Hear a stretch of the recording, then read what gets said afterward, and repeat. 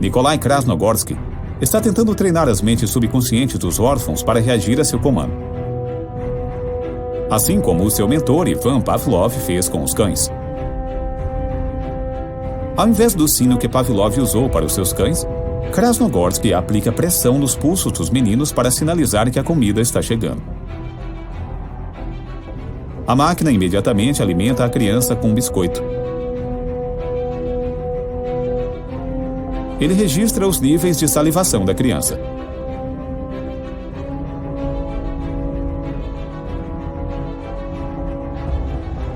Quando ele acredita que o inconsciente da criança aprendeu a associar o sinal da comida, Krasnogorsky dá o sinal. Mas nenhuma comida.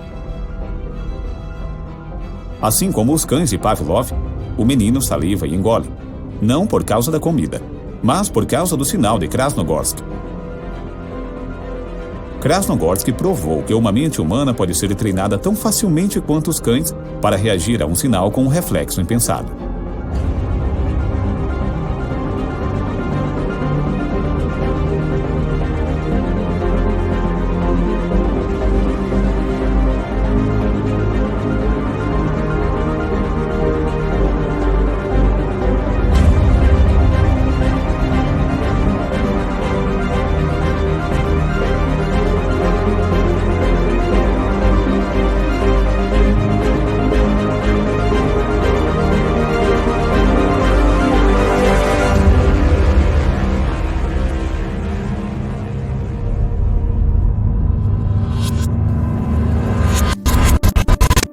O Dr. José Delgado é um bom lugar para começar.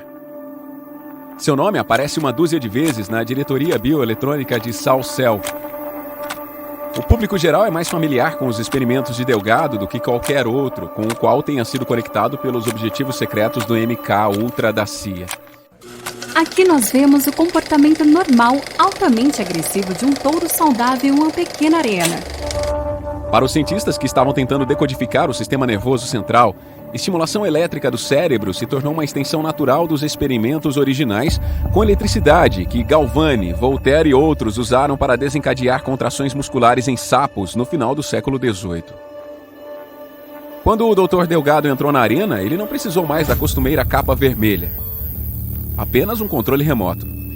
O neurofísico Dr. José Delgado é financiado pelo Office Naval Research. Delgado implantou uma série de eletrodos dentro do centro agressivo do cérebro do touro e então ele convidou a imprensa. Os eletrodos são conectados a um pequeno estimulador elétrico transistorizado, que é cimentado ao crânio do touro. O estimulador elétrico no crânio responde à estimulação de rádio. Então o touro está literalmente sujeito ao controle remoto. Quando o aparato do controle remoto é operado e o núcleo caudado do touro é estimulado, o touro se torna não agressivo. Parar o animal que está a atacar agora só requer o apertar de um botão. De acordo com Marcuse, liberdade interior designa o espaço pessoal no qual o homem pode se tornar e permanecer ele mesmo. Hoje, esse espaço pessoal foi invadido e reduzido pela realidade tecnológica. O espetáculo Tecnomatador, que fez manchete em cima de manchetes controversas em 1966, foi feito para chocar as pessoas, para colocar os humanos em seus lugares. Mas a essa altura de sua carreira, o Dr. Delgado estava apenas exibindo as suas habilidades de controlar remotamente o touro. Ele havia implantado eletrodos em diferentes centros do cérebro desde o início dos anos 1950.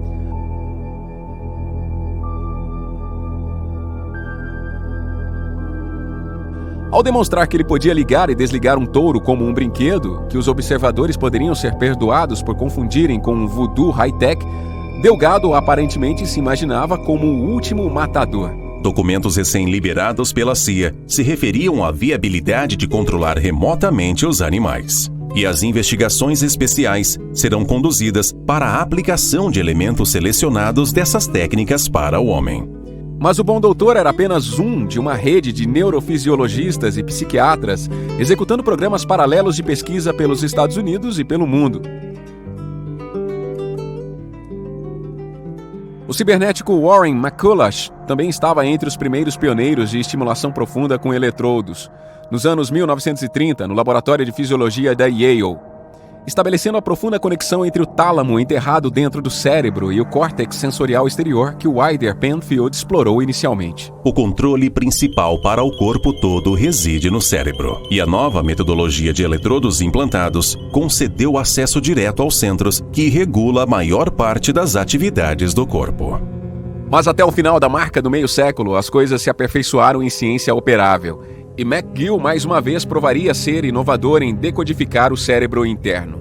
Enquanto o professor Donald Hebb estava ocupado explorando os mecanismos de redes neurais e os efeitos de isolamento na mente, em parte para a CIA, seus alunos de pós-doutorado, James Olds e Peter Milner, estavam cambaleando em suas próprias descobertas, que provariam ser fundamentais.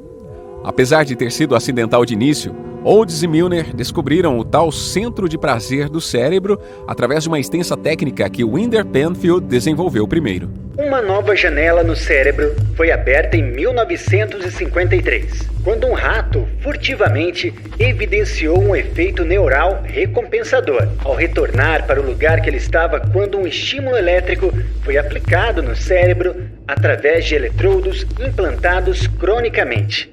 Em termos de comportamento condicionado, essa recompensa induzida eletricamente se tornou um fim em si mesma.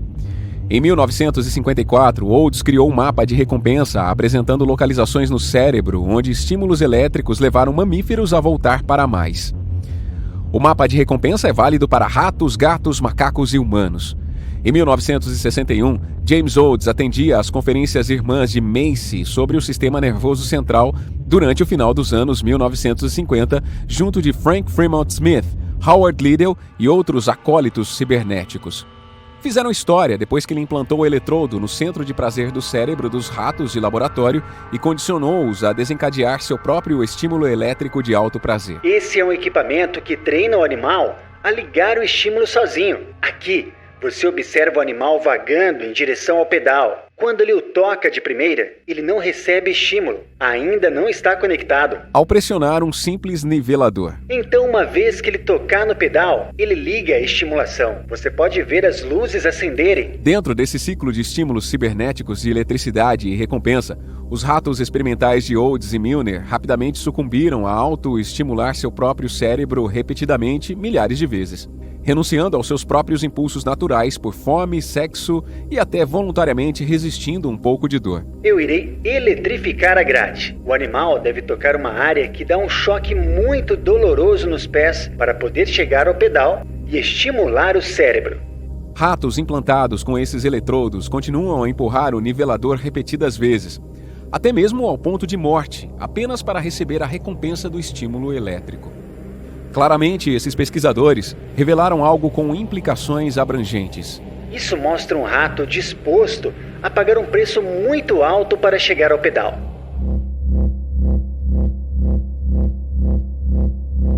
Em 1953, essa série de experimentos de pesquisa terapêutica foi conduzida pelo Dr. Robert Heath, da Tulane University. Seus indivíduos responderam à estimulação elétrica de centros isolados do cérebro implantados com eletrodos. Nós vemos aqui a possibilidade de manipulação física direta da mente e personalidade. Feel good, do you think? Or if you do it too much, does it have any bad effects on you? No bad effects at all. De jeito nenhum eu posso ver que isso poderia ser abusado ou mal utilizado se o controle está nas mãos deles. Mas algumas pessoas temem que o controle não ficará nas mãos do paciente, que estimulações elétricas poderiam ser usadas para manipular pessoas em vez de tratar doença mental. Ao colocar eletrodos profundamente dentro do cérebro, investigadores, incluindo o Dr. José Delgado da Yale University, localizaram regiões precisas que ativam tais emoções como medo e raiva e privações básicas como fome e sexo. Eletrodos podem carregar correntes para dentro do cérebro e permitir que os cientistas controlem o comportamento. Ao final dos anos 1950, a arte da estimulação cerebral havia avançado de cabos compridos e visíveis para uma tecnologia mais discreta de controle remoto. E Delgado tinha praticamente dominado um elaborado programa de modificações comportamentais que ele demonstrou em seus macacos. O córtex motor é provavelmente como um grande teclado capaz de tocar as cordas da contração muscular e de produzir movimentos. E o Dr. Delgado foi ainda além. Ao puxar um botão, ele controla a vida de uma colônia de macacos. Ele pode direcionar os comportamentos deles e mudar a estrutura bem organizada de sua sociedade. Delgado podia ligar e desligar tudo, de emoções a ações, como um interruptor de luz. Ligando, Delgado podia, por exemplo, ajustar o diâmetro da pupila de um macaco como se ela fosse a íris de uma câmera, contraindo um olho e dilatando o outro com grande precisão, ao variar a intensidade do sinal enviado do hipotálamo. Raiva, excitação, medo ou sono podia ser aumentado com a mesma facilidade. Ele chamou o seu dispositivo de Stimulsiver. Nós estamos acostumados com a ideia de que máquinas podem ser controladas a uma distância, por meio de sinais de rádio. Portas podem ser abertas ou fechadas. Canais e volume de uma televisão podem ser ajustados de uma poltrona. Até cápsulas em órbita podem ser direcionadas de estações de rastreamento na Terra. Mas talvez ainda é surpreendente saber que nós também podemos controlar funções biológicas de organismos vivos à distância. Jornais repulsaram e prenderem o público com o quanto de controle um pouco de eletricidade tinha sobre o cérebro. Dr. Delgado descobriu que o seu Stimulsiver poderia até mesmo induzir mães a ignorar seus filhos através de comandos.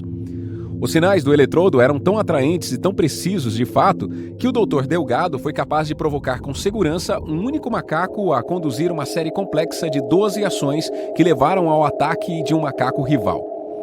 Quando o sinal programado do computador foi enviado ao Stimulsiver do macaco, o macaco previsivelmente realizou a mesma sequência de ações na ordem exata, todas as vezes 20.000 vezes seguidas. Gatos, macacos ou seres humanos podem ser induzidos a flexionar um membro, rejeitar comida ou sentir excitação emocional sob influência de impulsos elétricos, alcançando as profundezas do cérebro através de ondas de rádio propositalmente enviadas por um investigador. Só para provar, o Delgado também deu o controle para a colônia, e os macacos, normalmente subservientes, foram capazes de apertar um botão e suprimir a agressão do mais dominante e passear livremente pelo seu território e até zombar na sua cara, demonstrando que a estimulação cerebral poderia ter sido ordenada no mundo primata. Mas é claro, as ambições de Delgado não foram, por fim, concentradas apenas no mundo primata. Psicocirurgia é uma prática razoável? Não.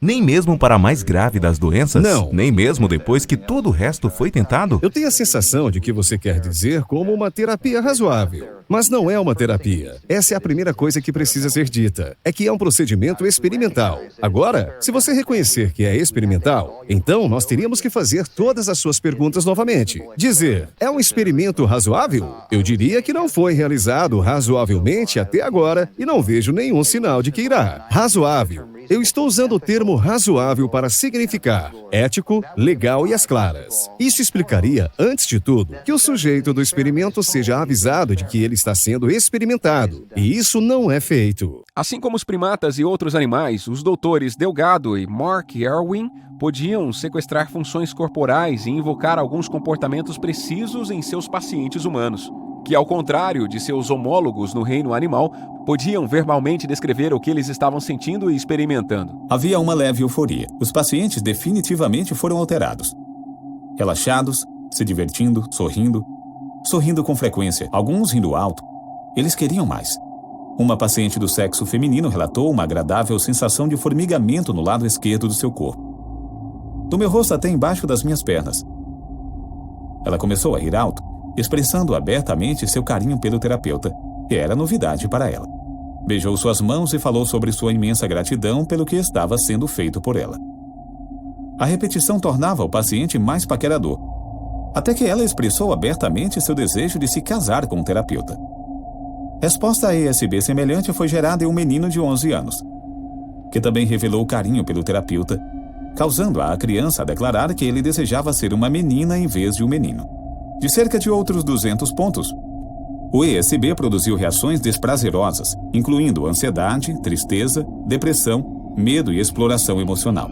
A paciente do sexo feminino relatou se sentir ameaçada, e ela pensou que alguma coisa horrível fosse acontecer, uma premonição de desastre iminente de causa desconhecida.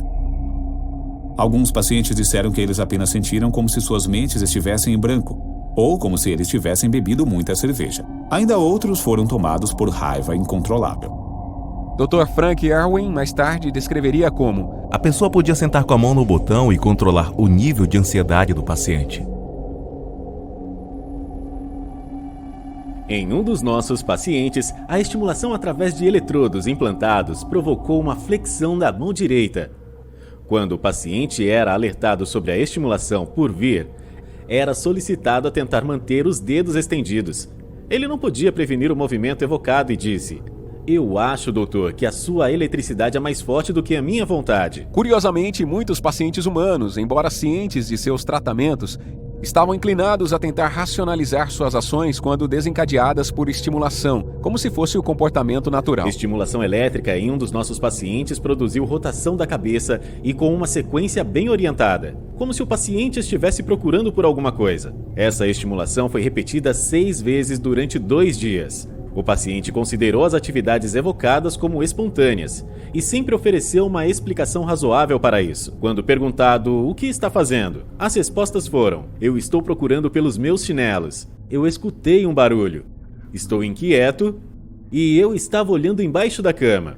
Usar esses eletrodos para direcionar pontos específicos nos centros comportamentais do cérebro era alegado pelos médicos estar contribuindo para o comportamento violento de um paciente. Eles aplicariam seu tratamento destruindo esses pontos com radiação de micro-ondas e alguma coisa de microlobotomia, tentando apagar a capacidade para essas emoções negativas completamente. Agora, você pode me dizer se houve alguma mudança?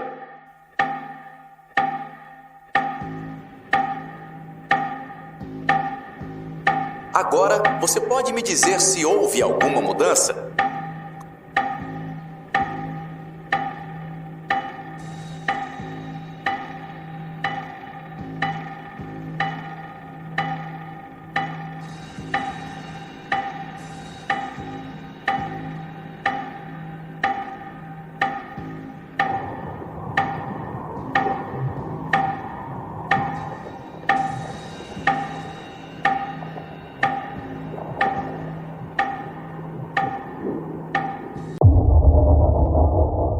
Décadas de trabalho estavam convergindo para o limiar de uma vasta agenda de cobertura finalmente sendo percebida: a ativação do homem.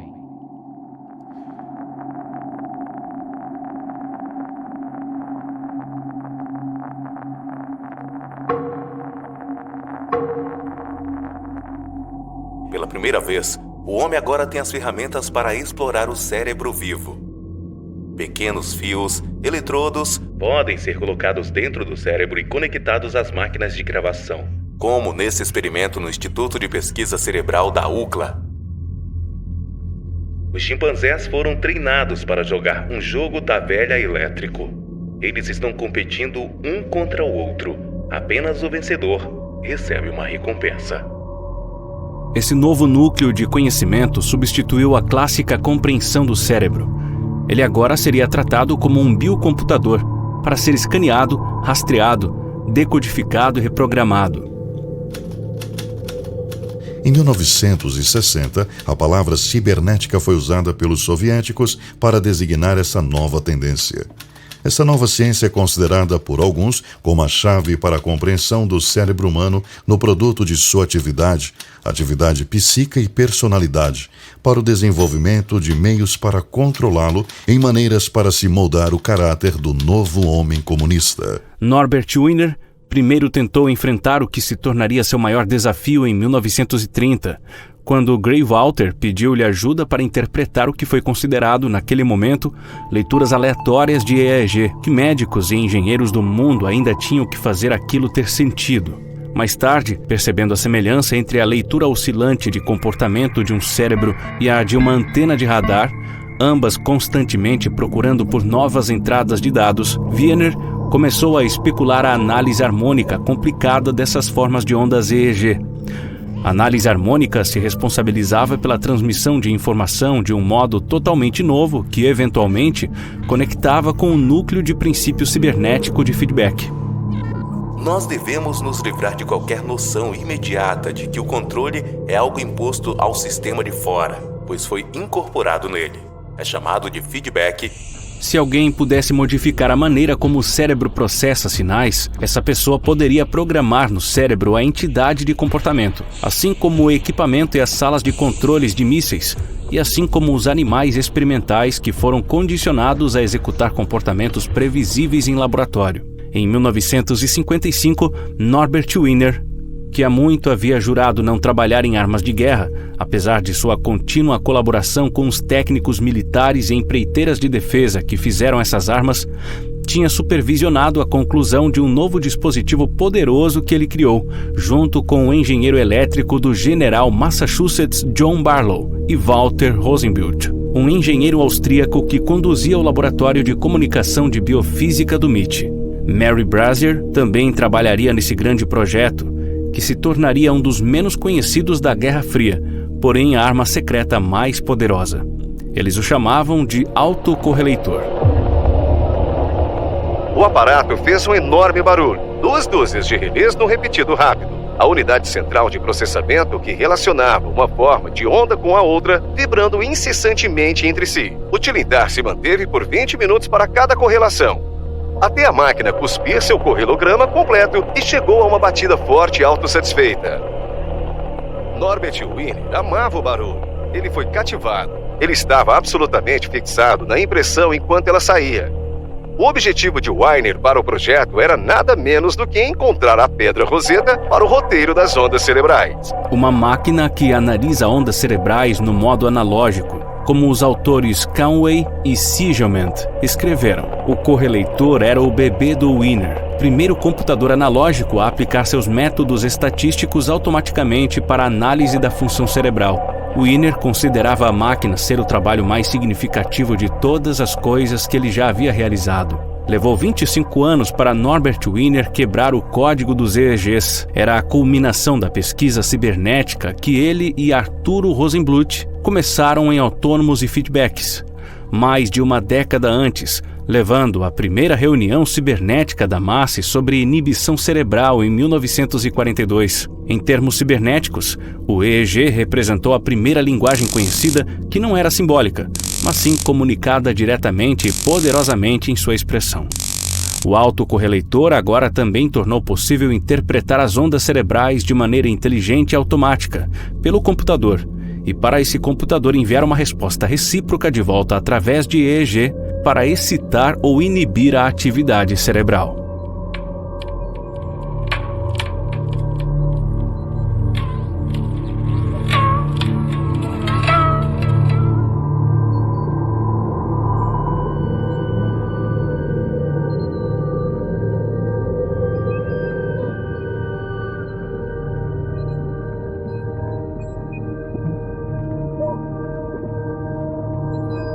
No chimpanzé fêmea Patty, ondas cerebrais telemétricas da amígdala esquerda e da direita foram recebidas e automaticamente analisadas por um computador analógico online. O computador também foi instruído a ativar um estimulador. Toda vez que as ondas aparecem, sinais de rádio eram enviados ao cérebro de Patty para estimular um ponto conhecido por ter propriedades de reforço negativas. Estimulação elétrica de uma estrutura cerebral dependia de padrões específicos de EEG em uma área do cérebro. E todo o processo de identificação de informação e ação de comando foi decidido pelo computador online. 2 horas após o feedback do cérebro para o computador ter sido estabelecido, a atividade no núcleo amigdaloide foi reduzida para 50%. 6 dias depois, com períodos de 2 horas diárias de feedback, reduziu drasticamente para apenas 1% de ocorrência normal. O experimento mostrou como ondas cerebrais podem ser destacadas e praticamente erradicadas. Usando o autocorrelator, a expressão EEG foi filtrada, alterada e domesticada.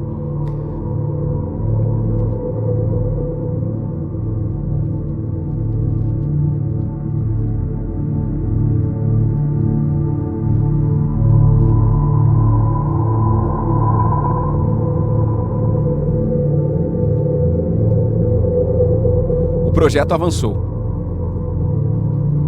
Há um temperamento de mentes. Mas não importa a que custo, o povo americano está preparado para pagar o preço da vitória. Indo as pessoas para aceitar esses tratamentos monstruosos que não fazem nada além de destruir tecido cerebral e desumanizar as pessoas. Vamos ressaltar que mundo limpo as nossas mãos podem fazer.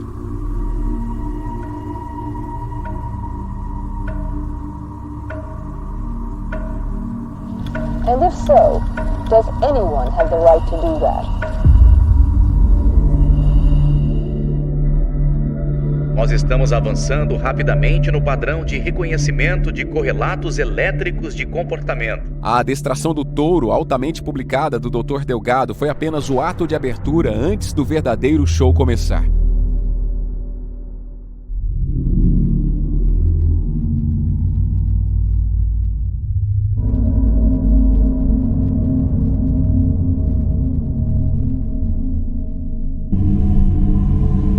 A aprendizagem automática é possível ao alimentar sinais diretamente em estruturas neuronais específicas sem a participação consciente. A cibernética foi descrita pela primeira vez por Norbert Wiener como comunicação e controle no animal e na máquina. As linguagens humanas permaneceram complexas em seu desvendamento e interpretação, até mesmo linguagens de computador devem ser definidas. Em termos cibernéticos, as ondas cerebrais EEG representam a primeira linguagem não simbólica conhecida do mundo, capaz de comunicar diretamente sinais e significados nas partições da mente. Comunicação direta era primordial. O homem descobriu um caminho para decodificar as ondas cerebrais, para interpretar EEGs e para codificar mensagens recíprocas que um computador entende e responde automaticamente.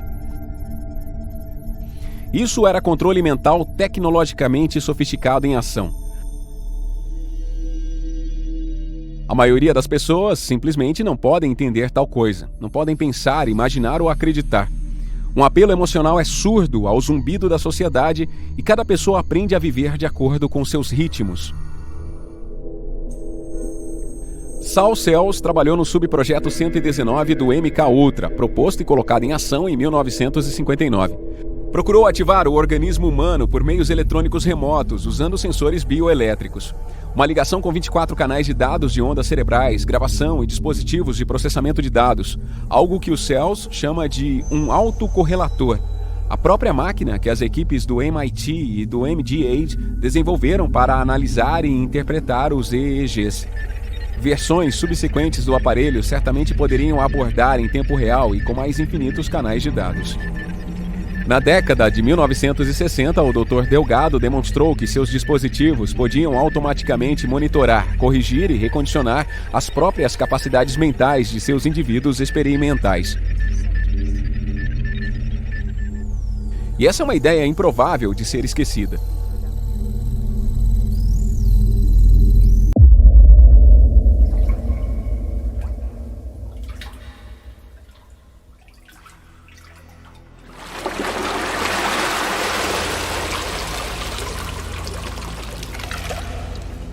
A mente humana pode ser controlada e permanecer humana? Muitos dos desenvolvimentos de hoje foram previstos há 35 anos, e o que na época era chamado de fantasia é intitulado de Admirável Mundo. A mente é meramente uma função do cérebro?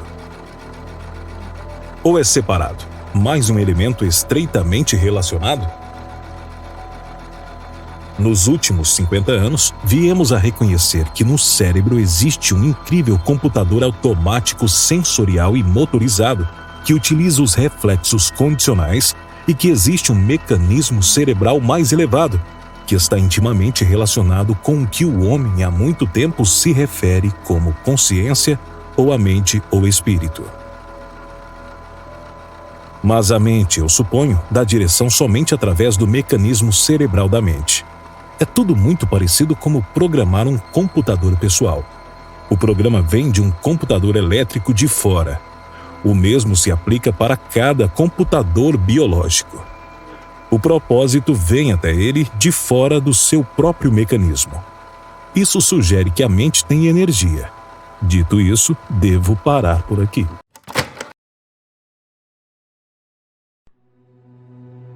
O dicionário Webster, de 1967, define cibernética como estudo comparativo do sistema de controle automático formada pelo sistema nervoso e pelo cérebro e por sistemas de comunicação mecânica elétrica. Em 2008, a CIA tornou público o registro histórico do Escritório de Inteligência Científica da agência, 1949 a 1968.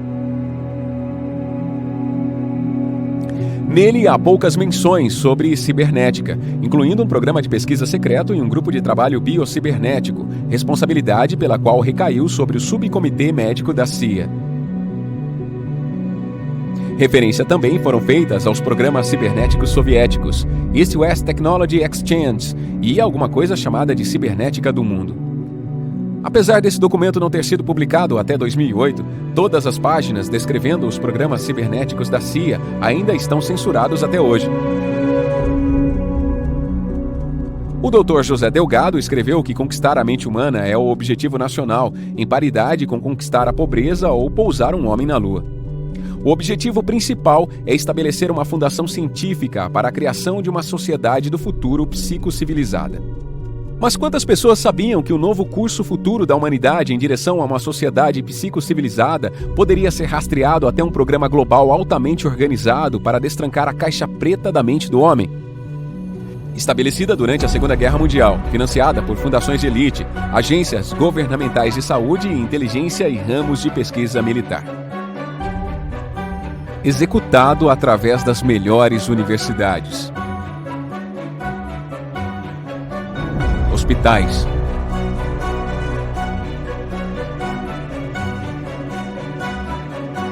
estabelecimentos de saúde mental e prisões, envolvendo uma rede global difusa de agentes da inteligência, neurologistas, psicólogos, psiquiatras, fisiologistas, antropólogos, matemáticos e cibernéticos. Todos aparentemente trabalhando sob o mesmo objetivo da Unesco das Nações Unidas por décadas: como criar a paz na mente dos homens.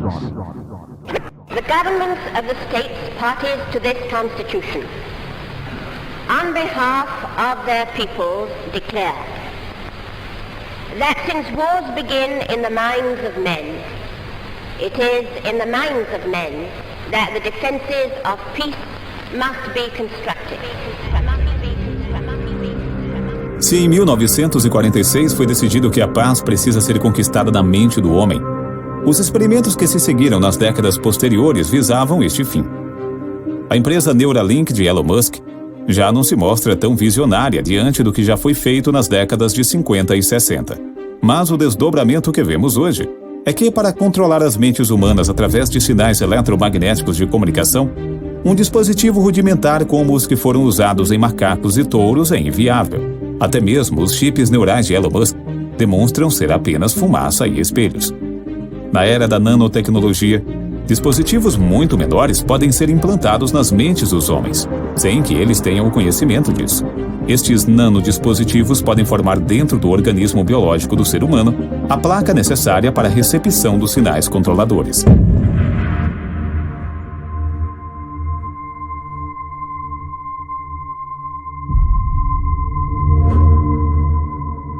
É de comum interpretação de que a paz e a prosperidade indicadas nas palavras do Apocalipse viriam sobre o mundo por meio de uma humanidade chipada, onde os crimes desapareciam em virtude do forte controle.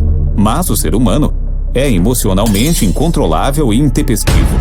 Assassinatos, roubos e crimes não cessariam por conta de um controle tecnológico. E se uma inteligência artificial controladora começar a aplicar rigorosamente a lei sobre a sociedade humana, punindo não apenas os perpetradores dos crimes, mas seus cúmplices, os obstrutores da justiça diretos e indiretos e assim por diante, em pouco tempo a sociedade estaria bloqueada. Conquistar a paz é conquistar a mente dos homens e transformá-lo num autômato escravizado. Isso já está em andamento. Quando os homens disserem paz e segurança, isso significa que os que optaram em serem assimilados ou ativados dentro deste novo sistema perderão sua capacidade de autonomia mental.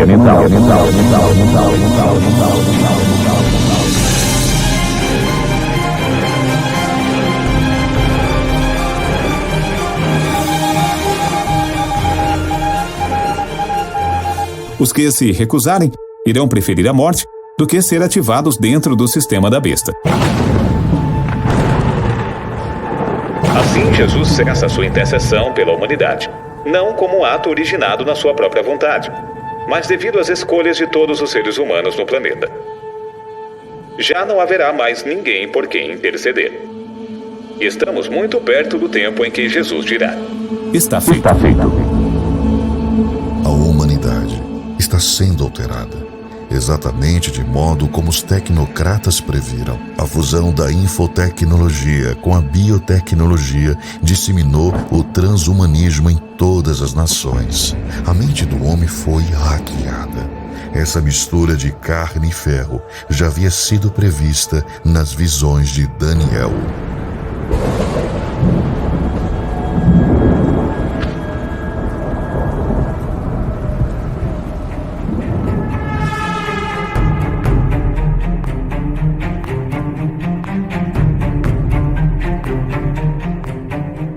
Olhastes, ó rei, e diante de ti estava uma grande estátua, uma estátua enorme, impressionante, de aparência terrível. A cabeça da estátua era feita de ouro puro, o peito e o braço eram de prata, o ventre e os quadris eram de bronze.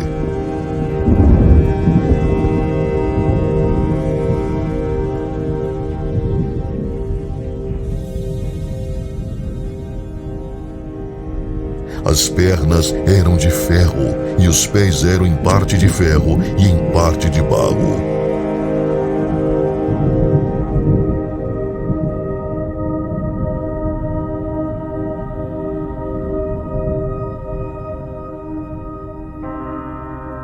Enquanto estavas observando, uma pedra soltou-se, sem auxílio de mãos, atingiu a estátua nos pés de ferro e de barro e os esmigalhou.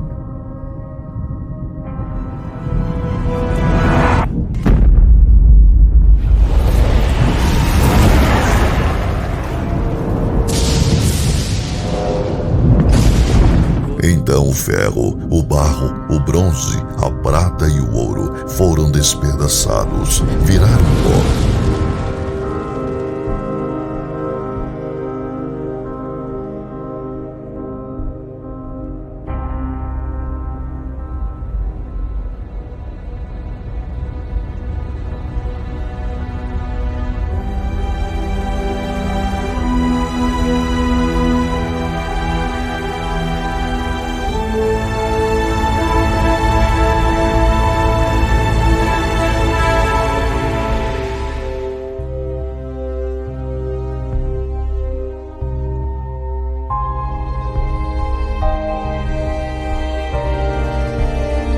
Mas a pedra que atingiu a estátua tornou-se uma montanha e encheu a terra toda.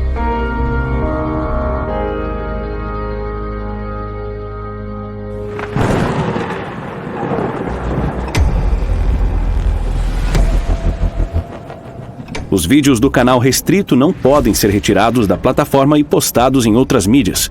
Em caso de descumprimento, medidas serão tomadas. Obrigado.